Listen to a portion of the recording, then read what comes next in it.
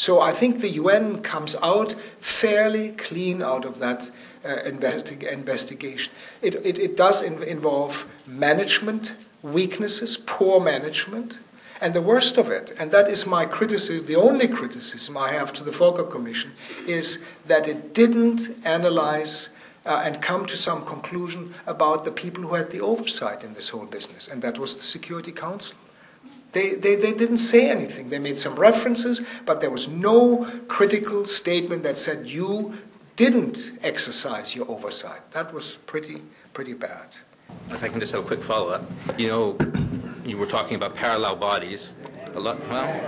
No, just tolerance, please. I will be very short, okay. Shorter than I wanted to be. So you were talking about parallel bodies. Yes. Like you were talking about the UN aids being right.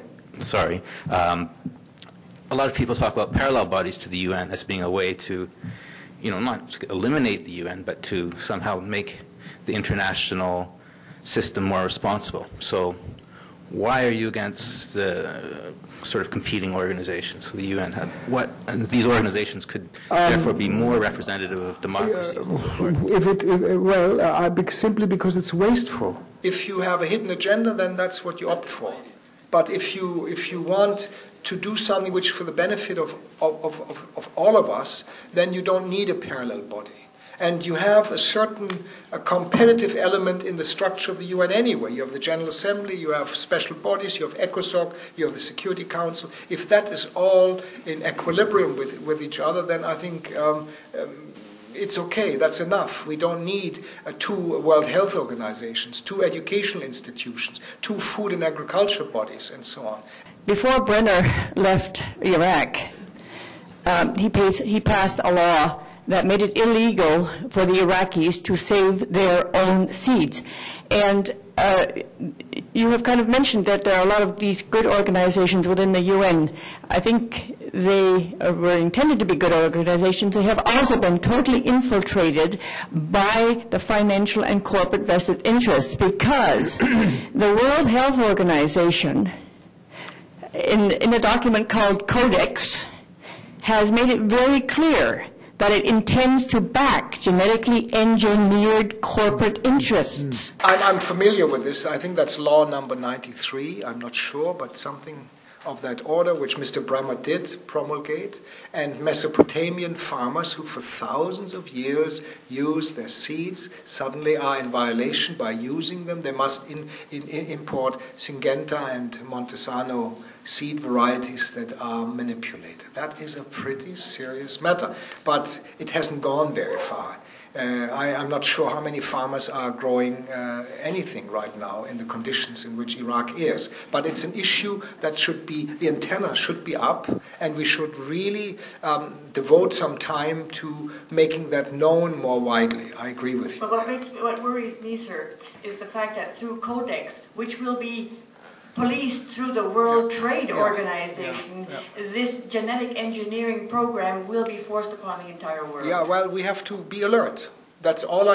What else can I say? It's a big upcoming debate in Europe, I can assure you. People are discussing that now. And what is interesting, what you bring in, is the fact that a UN body or a multiplicity of agencies that are together in Codex, that they are not more violently opposed to this, just as the World Health Organization took a position, but not a very strong one, on depleted uranium in Iraq. It's another issue. First, I do generally agree with you that Iraq has been mishandled, but I'm not sure that you've made it clear how the international community should have dealt with Iraq since the invasion of Kuwait. And the reason I bring this up is that I think sometimes inaction causes more harm than anything. And to use one example, I think it's shameful that Rwanda was allowed to happen while we all virtually stood around and watched, and nobody seemed to care. And so I'm just curious, you've mentioned targeted sanctions, but really, would that have done anything for the people of Iraq? As far as targeted sanctions for Iraq, I don't know enough about Rwanda. I just listened to General Dallaire in Calgary. Very impressive, I learned. But I can't say much about Rwanda. But targeted sanctions in Iraq, could have done more to create an internal opposition than what we saw. Because this total cocooning of Iraq, the people this was really a republic of fear. They had no choice, just like the East Germans had no choice but to stay within the confines because there was a very rough intelligence apparatus as they had in Iraq. So targeted sanctions could have done much more to retain sort of a strength within in the population, and through that maybe created an opposition. It certainly would have meant that many mothers and fathers and others would have had members of their family today still alive and healthy. It's clear that the issues that you're addressing have lots of layers. You're dealing with the UN. Our representation of the UN depends on the government we put into Ottawa. So either it's a aggressive government or a pro-interventionist government, or it's not. So that's our responsibility as citizens. But in terms of the United Nations politics as it's set up now, I'm wondering if you could do two things for me. One, tell me exactly what the United Nations obligations or connections are with the toolbox of NATO intervention in Afghanistan, i.e. how did the UN get pulled into that, and what is its current situation? And secondly, what your estimation is of the realpolitik in the United Nations General Assembly now for reform. That is to say, what blocks of states do you see playing a role in pushing for reform? Thank you. Very good.